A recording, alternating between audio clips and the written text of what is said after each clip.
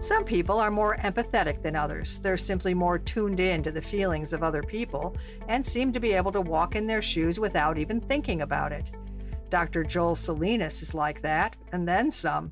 He's a neurologist at Harvard Medical School and Massachusetts General Hospital Department of Neurology, who knows exactly what his patients are feeling. If you are gasping for air, I feel it in my body. If you're having a panic attack, I feel it in my body. And that's something that happens all the time with everyone I see. Salinas has what's called synesthesia, a word that means blending of senses in ancient Greek, a result of cross-wiring in the brain. Salinas's version is known as mirror touch synesthesia, with his vision and touch centers merged. He writes about it in his book Mirror Touch, Notes from a Doctor Who Can Feel Your Pain. The vision part of our brain and the touch part of our brain will both activate when we see other people either moving or being touched or in pain. And this happens without us knowing. And this almost kind of creates like a 3D kind of virtual reality simulation of the people around us. Salinas says everybody's brain has a mirroring network. It's just that his is very large and active. You may be familiar with that activity if you were seeing someone playing football and suddenly get tackled all of a sudden, or someone riding a bicycle and suddenly falling over and hitting their face. That cringe that you get, that is kind of essentially part of that mirroring network becoming very active, so you feel as if it happened to you. Salinas says this all happens without thinking. He's been this way as long as he can remember and was surprised to learn that other people aren't the same way. I was kind of immersed in the mirrored contortions of the people that I was seeing on television. So like if I'm watching the Roadrunner cartoon, Roadrunner sticks out his tongue, I feel like my tongue is sticking out. If I see Wile E. Coyote get hit by a truck, I feel like I'm hit by a truck. And it really was only until medical school, that first year of medical school, that I learned that synesthesia was even a thing, let alone that my sensory world was so different compared to other people. However, it's not as if Salinas is completely alone. He says about 2% of people have mirror touch synesthesia to some degree, and about 4% have one of the other forms of synesthesia.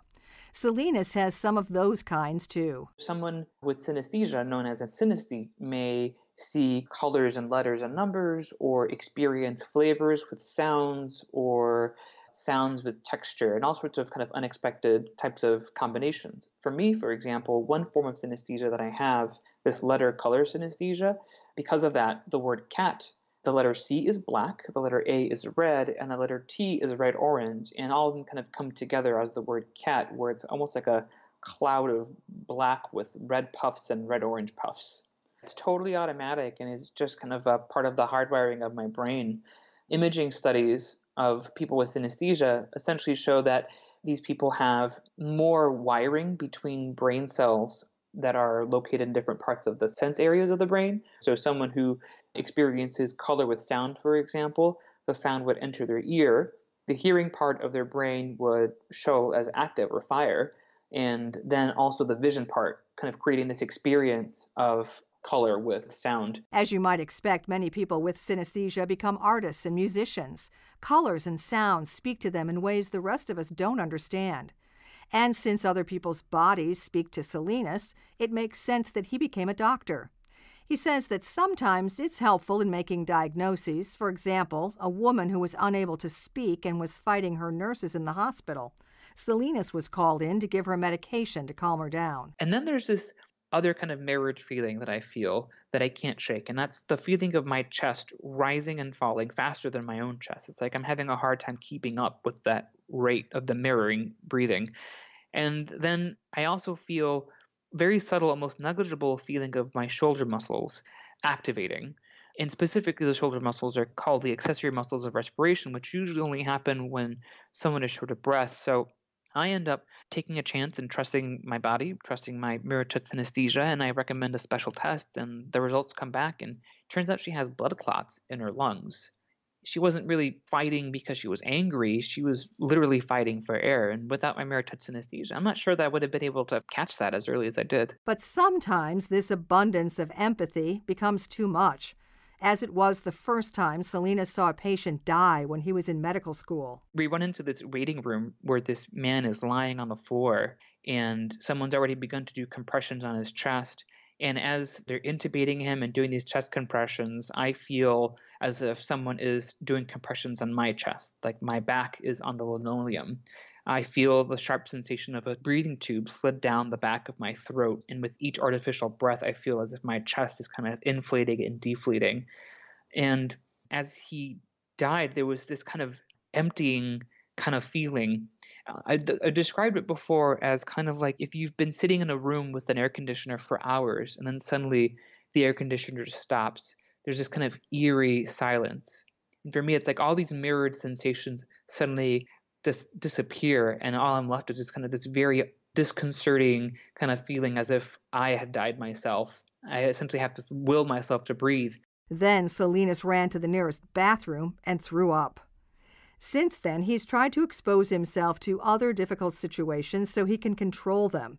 Then he grounds himself through distraction. I'll kind of bring all of my attention to the feeling of my tongue in my mouth or my toes in my socks, or just removing whatever kind of sensory information is affecting me, which if I'm looking at somebody who's suffering or in pain or it's in the middle of an emergency and I need to really focus, I will not really focus on the person's experience, but look at something that doesn't have a face or doesn't look like it has emotion. So that could be like a sleeve or a collar, and really just bring myself, kind of really ground myself. Salinas says he's not really unique. Everyone's brain has a mirroring network, and it's possible to enhance our empathy by steadily concentrating on the feelings of others rather than ourselves. How different will the world be if we didn't just think about what it's like to be in other people's shoes, but also feel what it's like to be in other people's shoes, to then reason through that experience and respond from a truer, more enduring place of compassion and kindness. You can find more information about Dr. Joel Salinas and all of our guests on our website,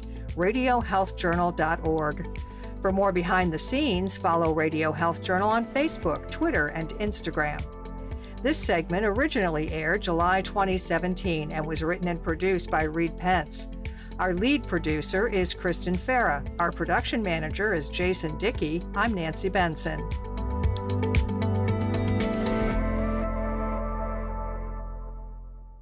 Coming up next week on Radio Health Journal. We really don't want people walking up and down stairs with laundry baskets full of clothes, and, that's a nightmare waiting to happen.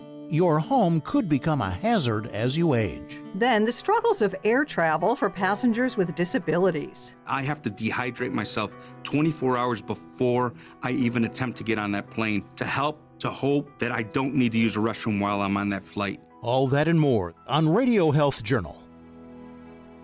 I'm Reed Pence, the producer and host of Radio Health Journal. If you like listening to Radio Health Journal, you'll also like our sister show, Viewpoints, which covers a wide array of topics from education to history to the environment. Here's a preview of what they're covering this week on Viewpoints. It was incredibly dehumanizing and demoralizing for the woman giving birth. Imagine being strapped down during labor. Uncovering what female inmates go through when giving birth behind bars. Then, how do we as people help nature adapt to our changing world? And I would argue there's a few different things we can do. The fight to slow the extinction of Earth's species. I'm Marty Peterson. And I'm Gary Price. These stories in depth this week on your public affairs magazine, Viewpoints. Listen to Radio Health Journal and Viewpoints on your favorite radio station. And subscribe and listen anytime on Apple Podcasts, Google Play, and Spotify. Also, follow us on Instagram and Twitter at Radio Health Journal. And that's Radio Health Journal for this week. Follow us on Twitter, Facebook, and Instagram to learn more, and check Apple Podcasts, Google Play, and Spotify for a library of past programs. Plus, you'll always find previous segments and information about our guests at radiohealthjournal.org. Join us again next week for another edition of Radio Health Journal.